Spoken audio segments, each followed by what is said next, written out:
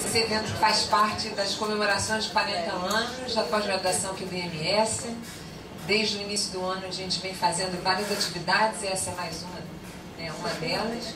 E a gente está muito satisfeito de ter todos vocês aqui, especialmente os palestrantes, né? Kenneth Camargo Júnior, que é professor aqui da casa, Guilherme Werneck, professor da casa, e nosso convidado especial, Carlos Coimbra, que foi editor dos cadernos de saúde pública durante muitos anos e vem debatendo esse tema da avaliação da produção científica também há bastante tempo. Então eu não vou me alongar.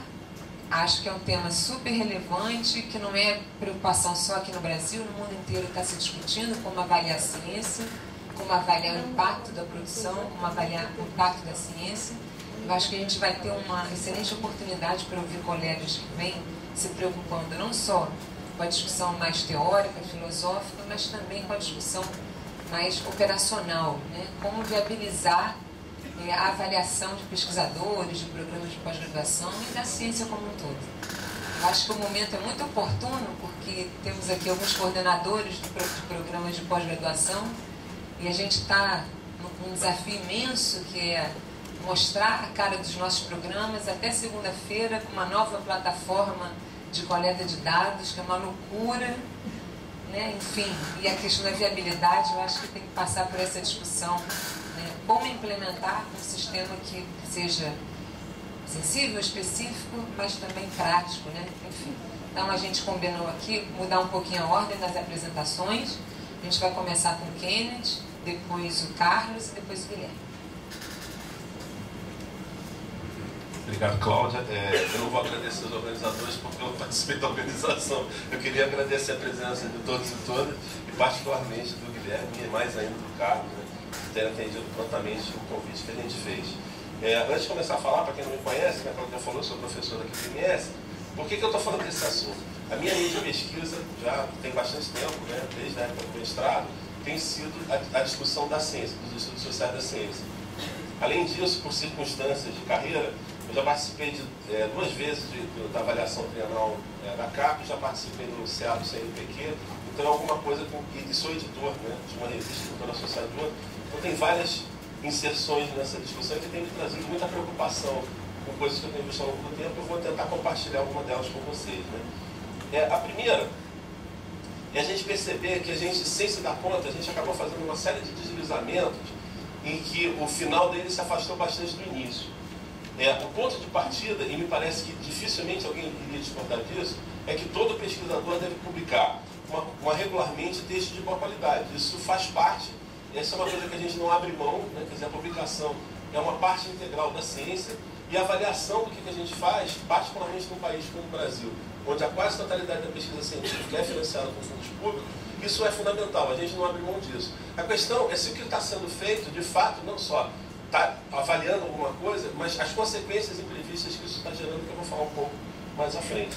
Mas daqui, né, isso se transforma na dificuldade de você operacionalizar, começa a se dizer que você tem que publicar tantos artigos, e isso tem subido a cada período de avaliação.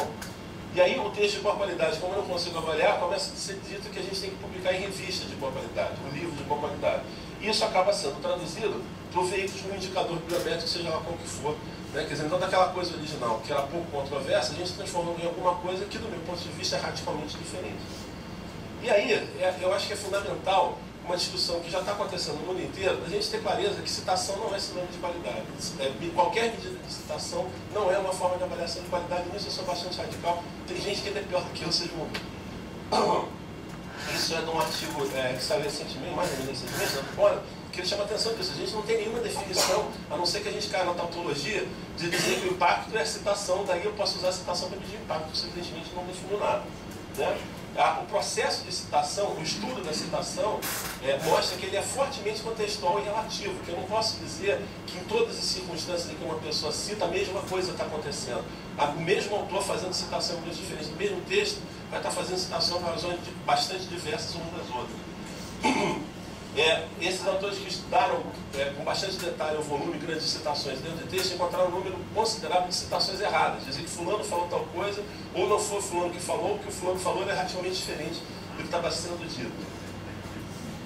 E aqui eu acho interessante, né, que esses autores fizeram uma análise de conteúdo. E quando eles procuraram olhar a função das citações dentro do texto, chegaram à conclusão que um quarto delas é irrisória. Está ali quase que para dizer que eu citei alguém, porque eu não posso simplesmente escrever sem colocar alguma citação, mas elas eram perfeitamente dispensáveis. 40% delas relativas a livros ou capítulos, que é outro problema. Quer dizer, essas bases de citação normalmente só consideram um artigo, elas não trabalham com a citação de livros e capítulos. E 10% autorreferências, né? Uma série de fatores que não tem nenhuma relação com a qualidade, eles determinam a priori a possibilidade de citação. E essa possibilidade de citação, ela de alguma maneira, a possibilidade de citar vai determinar o máximo, vamos dizer assim, o que pode ser citado. Então, por exemplo, a reimpressão, né? Isso é um fenômeno importante para a revista da área biomédica. Você tem uma empresa farmacêutica que financia a reimpressão em papel de um determinado artigo. Então você tem artigos que têm uma circulação em papel maior do que a da própria revista que foi citada, né? E isso mostra que aumenta a probabilidade de citação. A múltipla autoria, quanto mais autores, maior a probabilidade do artigo ser citado. Fatores ligados a línguas, localização geográfica e escopo disciplinar, que não é difícil de entender. Eu tenho determinadas áreas onde muita gente trabalha e faz pesquisa, outras onde poucas pessoas trabalham e fazem pesquisa. Então, não há como fazer comparabilidade entre essas áreas, e esse é um problema, particularmente numa área interdisciplinar como a nossa. E mesmo o gênero, né? Quer dizer, tem um estudo que foi feito mostrando que quando há uma clara identificação do gênero da autora, ela tem menos probabilidade de ser citada do que um autor. Até nisso, né, discriminação de gênero se faz presente. Foi a mesma coisa no congresso. Enquanto eu estava falando de língua, localização geográfica, todo mundo estava tranquilo. Quando eu falei de gênero, ok. O resto também é importante, viu?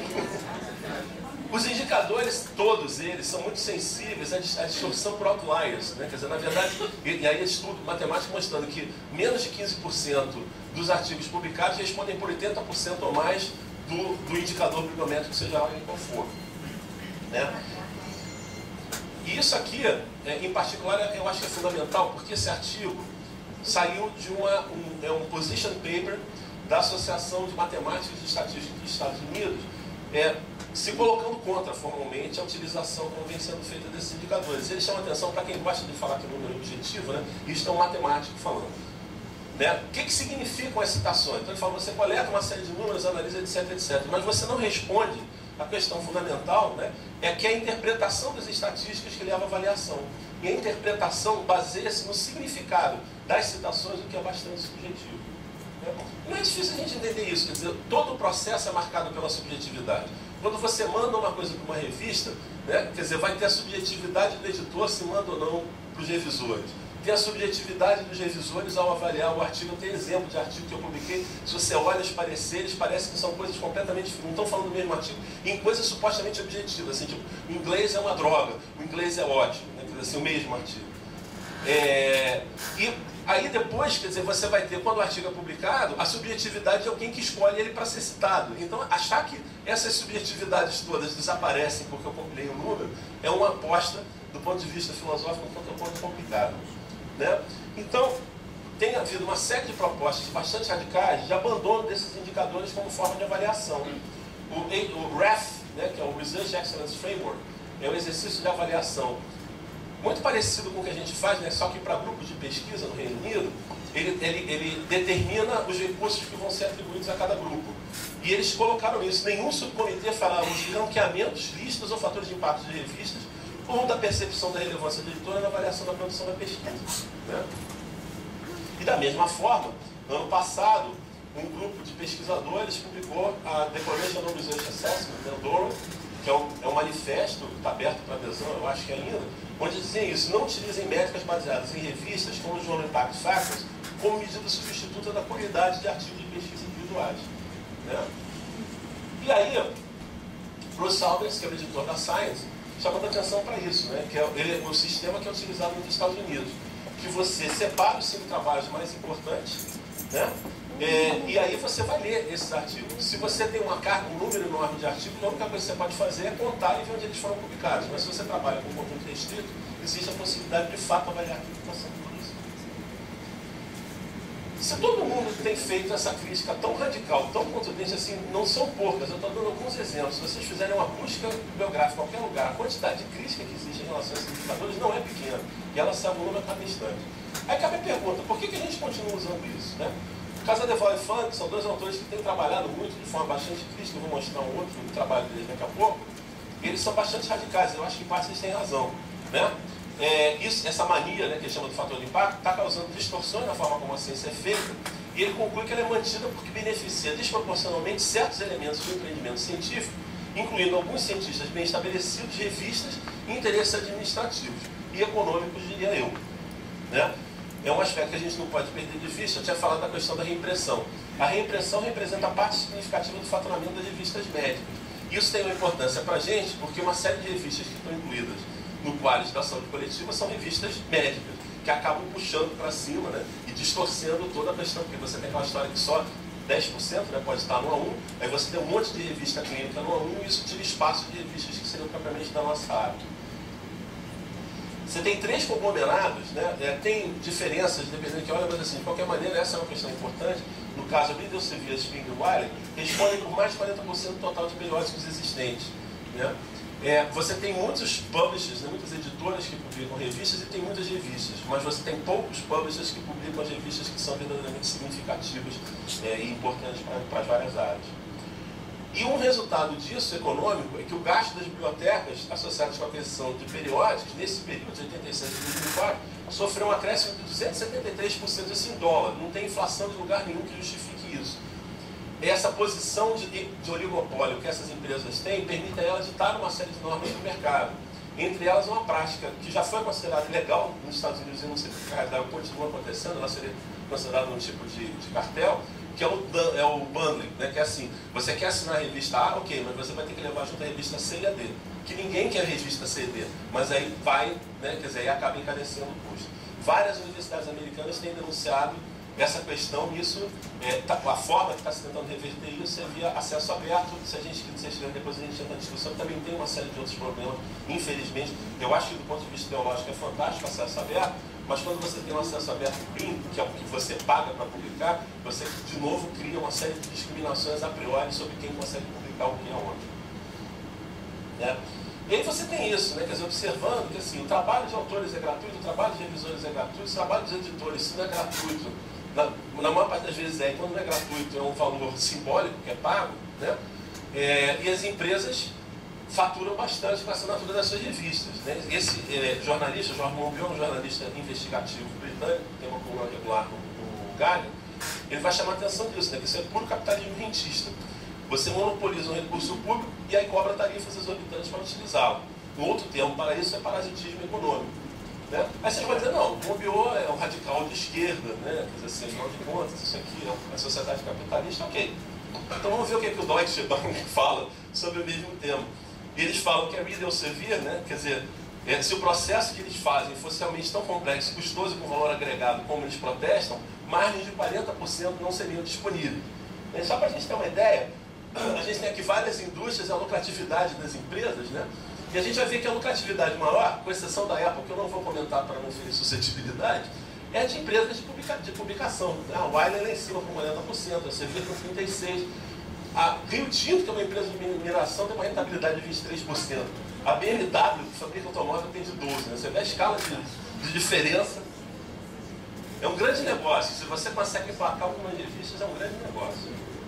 Né? E aí tem um outro problema com relação a essa questão da utilização dos indicadores. O Campbell é um sociólogo, ele escreveu um relatório na década de 60, observando essa questão de como que determinados indicadores que estavam sendo utilizados para avaliação de implementação de certos programas sociais acabavam piorando, né? Por conta disso. Quanto mais indicador quantitativo é usado em processo de tomada de decisão, por exemplo, quem que vai receber mais recurso para alguma coisa ou outra, mais sujeito ele é a pressões corruptoras e mais apto a distorcer e corromper os processos sociais que se pretendem monitorar com o seu uso. O que não é difícil de entender, isso é uma coisa que o Maurício Barreto há 10 anos já chamava atenção, que é a diferença entre você estudar para aprender e estudar para tirar nota na prova. Né? E quanto mais se insiste em testagem, e não por acaso isso está acontecendo na área de educação básica, né? Quanto mais se inventam testes, mais deteriora a qualidade da educação e mais as crianças são preparadas para fazer testes e não para aprender alguma coisa. né? E alguma coisa parecida está acontecendo. E outro problema é a questão do limite, né? Quer dizer assim, é possível produzir exponencialmente como a gente está colocando? Então a Liz Wade e alguns outros colaboradores fizeram uma análise aqui exclusivamente na área de medicina, pegando as 5 áreas clínicas. A Liz Wade é parte do COPA, aquele comitê de ética na publicação, né? E ela analisou, e ela chamou a atenção isso, que a autoria de um número inexequivelmente grande de publicações pode indicar autoria honorária, plagiarismo ou fabricação. Quer dizer, atalhos que estão sendo tomados para aumentar a quantidade de artigos publicados sem necessariamente haver aumento de esforço ou de qualidade. E ela chama a atenção que 99% dos autores desse grupo que ela estudou foram listados no máximo em 20 publicações em 5 anos. 99% dos autores que publicaram tinham no máximo 4 artigos por ano em média, né? Por outro lado, o número máximo de publicação sobe, né? E você tem dos 40 mais prolíficos, 24 foram listados em uma publicação ou mais a cada 10 dias úteis em um único ano. A gente já vê como é que isso está na área da gente daqui a pouco. Oi? É a frequência de publicação. Ela tem uma diferença muito grande dos mais publicadores para quase todo mundo. E os mais publicadores estão publicando numa frequência que começa a ficar esquisito, né? E ela chama a atenção disso. Ao medir a produtividade, as instituições e financiadores deveriam estar alertas não apenas para os pesquisadores improdutivos, mas também para aqueles inexequivelmente produtivos. E aí, o que está acontecendo? As consequências que isso está trazendo. Isso foi escrito por um editor de outra área, uma revista também no Cielo, mas que eu acho que em Mutatis Mutandis a gente aplica para várias outras. Eles falam de que, nas conversas com editores e pesquisadores, está sendo que as pessoas estão recorrendo a estratagemas ardilosos para publicar, né? Quando você tem uma avaliação que se restringe à mensuração da quantidade de artigos e a pontuação das revistas, isso vai instigar os inexperientes e os oportunistas à busca de resultados, o que acaba complicando o próprio trabalho dos comitês editoriais da própria ciência, né? Isso aqui e fora, isso não é só o Brasil. Isso é o trabalho de um grupo de pesquisadores da Holanda, fazendo entrevista com médicos, né, pesquisadores na área médica, mostrando que a pressão, eles avaliam que a pressão porque a publicação se tornou excessiva, e eles passam, por conta disso, a ter uma visão cínica da validade da própria ciência médica. A própria avaliação que eles fazem do que está sendo produzido começa a decair porque eles começam a achar que está se fazendo coisas indevidas, né? E também se começa a se perceber sintomas de burnout, né? Quer dizer, do desgaste dos próprios pesquisadores. E aqui, de novo, Casadeval e Fang, aqui ao contrário, Fang e Casadeval, que eles estudaram as retratações. Eles mostraram que tem uma correlação quase linear da frequência de retratação com o fator de impacto da revista. Então, as revistas que são supostamente as melhores, que supostamente publicam os melhores artigos, também são as revistas que publicam os piores artigos. Tem mais frequência deles serem retratados, né? Retratação se retira, né? Se diz que publicou, opa, foi mal, não era para ter publicado, né? Mas enfim, eles mostraram essa relação. E aqui entre nós, né, quer dizer, eu acho isso aqui importante, é um editorial recente da Caderno de Saúde Pública, das sucessoras do Carlos, né, que estão seguindo dignamente a tradição que ele já tinha, a direção que ele colocou para a revista, né, chamando a atenção para esse problema da reiteração, né, de uma ciência que não inova mais, que ela está simplesmente repetindo coisas, né, quer dizer, a contribuição, né, no avanço científico e no impacto social é pequena, né. E é questionável se isso é mais um efeito indesejado do publish or perish, né? Que inovar demanda tempo, esforço, especialmente arriscar e não ter medo de errar. É urgente romper o ciclo vicioso do mais do mesmo, né? O que isso representa para a gente na área de saúde coletiva? Aqui eu vou mostrar uns dados. Teve um grupo de trabalho que foi constituído sobre produtividade, depois eu mostro quem foi, e a gente deu uma olhada pegando a produção que foi registrada de todos os docentes permanentes da área de saúde coletiva, e aí pegando os docentes que estão acima do P80, quer dizer, são aqueles que estão na fatia dos 20% superiores em relação a toda a área, tá? E aí quando você vai ver a proporção, a grande parte desses docentes, mais de 2/3, são da área de epidemiologia, seguida de ciências sociais e humanas, depois área básica, planejamento, assim por diante outros, né? Então haveria de fato uma diferença importante na quantidade de produtos. Isso aqui foi calculado, eu vou mostrar agora, pegando as médias anuais de pontos. E como você tem docentes que não estiveram os 3 anos no programa, o que a gente fez foi pegar o total de pontos registrados no período e dividir o período para ter uma média anual. Então você tem uma média anual, a média anual dos 10 mais produtivos no geral é de 2.099 pontos, tá? Sendo que ela variou entre esses 10 de um mínimo de 1.330 ao máximo de 3.971 por ano, tá?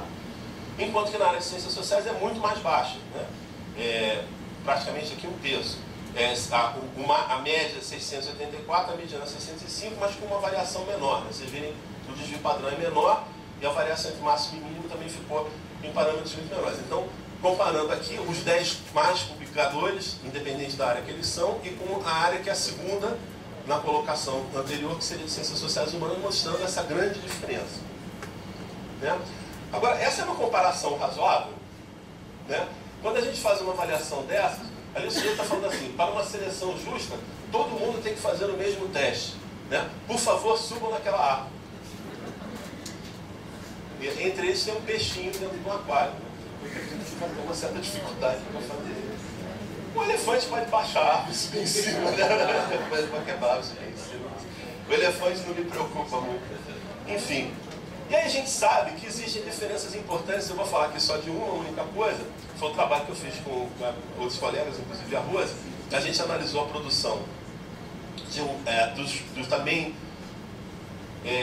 autores por artigo, pegando algumas revistas, né, e vendo por área aquela produção, e mostrando que há uma diferença importante, havia já desde então, ela só tem feito aumentar, no número de autores por artigo numa área e outra, né? Quer dizer, a mediana, no caso da epidemiologia, era de 4 autores, e no caso das ciências sociais e humanas é de 2, com intervalo entre o artigo de 1 e 3, nesse caso, de 3 a 5 no outro, né? Então, mostrando que você tem a publicação com 4 ou mais autores, no caso do epidêmio, é 36% mais metade, né? Tem pelo menos 4 autores ou mais, enquanto que na área de ciências sociais e humanas, você tem 60 e tantos por cento, quase 2/3, que tem no máximo 2 autores. Tinha, né? Isso é outro problema, depois eu comento, né? Aí o que a gente fez? A gente pegou, né, quer dizer, na verdade que dá para você pegar essas informações a partir do próprio Lattes, a gente pegou a pontuação de cada artigo e dividiu pelo número de autores. Então está calculando uma pontuação ponderada. Em vez de só pegar o total de pontos de cada um, a gente fez uma divisão desse total de cada pontuação, cada artigo individual, pelo número de autores, cada produto, né, no caso aqui pegando. E aí, se vocês perceberem, desaparece aquela grande diferença, né? Quando a gente vai olhar aqui, né, o ponto ponderado médio geral, né, passa daqueles 10, né, mais complicadores, passa para 996 pontos. E a média das ciências sociais humanas passa para 1083. O máximo aqui, né, ele vai para 2031. E nas ciências sociais humanas, 2114. A explicação disso, obviamente, é o número de autores, né? Você vai ver que a média de autores desses 10 primeiros é 7,6 por publicação, enquanto que nas ciências sociais humanas é 3,6, o que já é alto demais. O que a gente está observando é que você está tendo uma subida, que as pessoas entram nessa história dos pequenos expedientes. Infelizmente, está crescendo e não necessariamente de forma justificada o número de autores em todas as áreas. Eu tenho uma coleção de anedotas a esse respeito como editor, que eu não posso publicar, mas eu posso comentar e pedir comentário se alguém quiser, que chega a ser cômico, né, se não fosse trágico. E aqui a gente vai ver aquela coisa que eu estava falando da frequência de publicação, que foi outra coisa que eu calculei, né, quer dizer, que a gente calculou.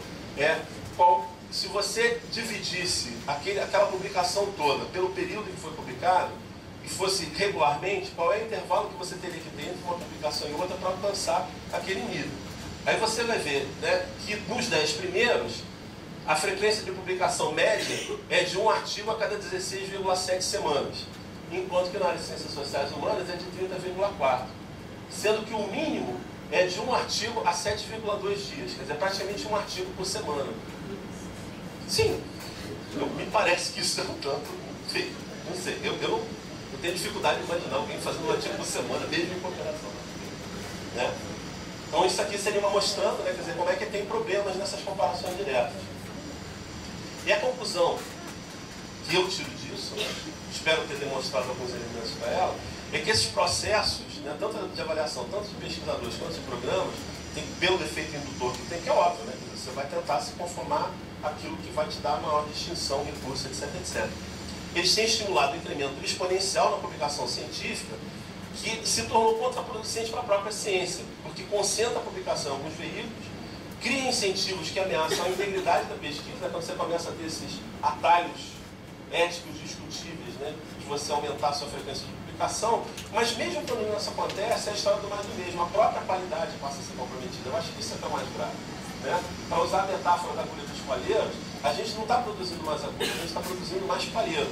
E isso só torna mais difícil encontrar as verdadeiras agulhas. Você encharca o meio de artigos que tem significação discutível, né? Quer dizer, são corretos, né? Que terem errado, mas que contribuem muito pouco para o avanço da ciência, né? E além de ser injusto em determinados aspectos, criando tensões desnecessárias entre as sub-áreas da saúde coletiva.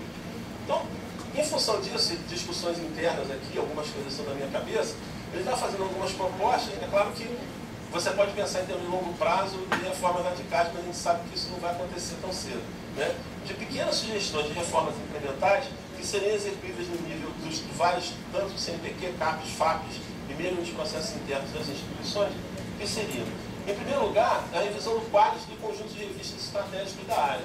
A gente deixar, pelo menos para revistas, isso poderia ser feito usando, existem técnicas de determinação de consenso, né? Uma delas é o Delphi, por exemplo, o Delphi, né? Que você trabalharia com um conjunto de pesquisadores destacados. Eu já participei de um exercício desse que foi feito pelo Canadá, pelo CIEJAR, para determinar novas técnicas justamente de avaliação, né? Como é que você trabalharia com elas. Então você teria um conjunto de revistas que a gente entende que são as revistas da área, que as revistas que têm que ser privilegiadas pela área, contemplando a sua variação interdisciplinar interna à própria área, não seriam só revistas necessariamente de ciência de saúde pública, que seriam avaliadas de forma diferente. O resto, bicho, continua usando, porque são mais de 1.400, não dá para ver uma por uma, continua usando o indicador. Mas essas são estratégicas para a área, essas a gente entende que são boas, essas a gente deveria trabalhar de forma diferenciada. Segundo, da mesma forma, né, no sentido do que o Bruce Alberts falava lá atrás, e que tem sido defendido, que é feito, eu quero chamar a atenção disso. Isto não é jabuticaba, a gente não está inventando nada. Isto é feito desta forma na Grã-Bretanha, nos Estados Unidos e em outros lugares. Você destaca um conjunto de publicações ou de produções para dizer, isso aqui é o mais relevante que eu fiz, né? Isso aqui é o de mais relevante que meu programa fez. E essas coisas vão ser avaliadas com relação a critérios qualitativos, mais objetivos do que é dessa relevância, né? Quer dizer, se tem inovação metodológica ou se não tem, qual é a contribuição que aquilo deu, por não uma série de outras coisas. Terceiro, a comparação dos indicadores quantitativos só pode ser feita entre programas comparáveis. Se eu tenho um programa que é monotemático, só tem uma área, e outro programa que tem as 3 sub-áreas, eu não tenho como comparar um com o outro. Comparação direta é indevida, né? Por conta daquilo que a gente estava apresentando ainda há pouco. Terceiro, a possibilidade de você estabelecer as metas de produção a priori e não a posteriori do período, e ou o estabelecimento de tetos máximos para a produção a ser considerada, como o Prociência faz aqui no UERJ. Para quem não conhece, a gente tem um programa de incentivo à produção científica, artística e mais uma outra coisa que eu não lembro o que é, que considera vários aspectos, justamente porque é para a universidade inteira e professores de várias disciplinas estão sendo considerados. Você tem um patamar máximo, publicou acima daquilo, não interessa, o que vai ser considerado é o que você chegou até aquele determinado valor, né? Porque qual é a ideia por trás disso? É interromper o estímulo a essa produção exagerada que já está acontecendo, tá? E por fim, uma maior valorização da quantidade de egressos, que afinal das contas um programa de pós-graduação, o objetivo é criar pós-graduados, né? Tanto ministrantes como doutores, e que a gente possa também estar avaliando o produto, tese de dissertação, seguindo uma lógica semelhante, nem que seja para mostrar. Esse é o grupo que trabalhou com o estudo da produção. Está pequenininho, mas é porque é para ficar aqui se alguém quiser conferir as referências, né? E esse aqui é o conjunto de artigos que eu escrevi nos últimos anos, trabalhando em vários aspectos, né? Meio um mosaico, juntando tudo isso, dá essa apresentação, tá? E para pegar a sequência, né, do debate que teve na cadeira, eu continuo fazendo o convite, né? Quer dizer, sigamos em frente. Eu acho que a gente tem que pensar adiante como é que a gente resolve sair desse passo. Obrigado.